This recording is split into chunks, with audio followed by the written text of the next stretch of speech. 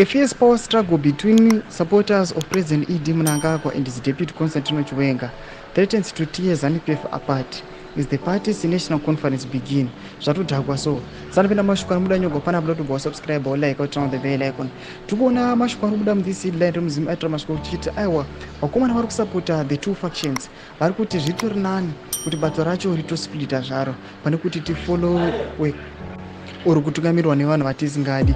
Tichipinda panapa munhu waonendera mberi vachiti the escalating tensions between the two camps have forced the party to convene an urgent political meeting today in a desperate attempt to avoid an all-out internal bloodbath as violence increasingly overshadows the upcoming conference.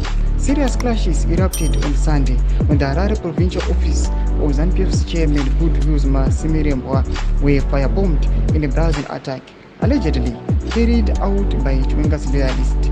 The attackers, who are said to oppose Mnangagwa's plans to extend his rule beyond the 2028 constitutional mandate, also dosed one of Masemerembwa's security personnel with petrol and set him alight.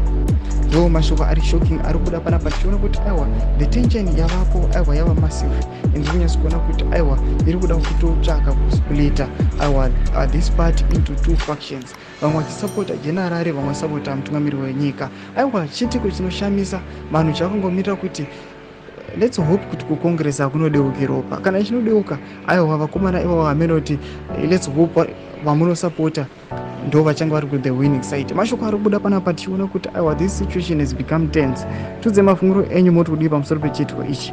Pina comment section medu, so subscribe or like and turn on the bell icon.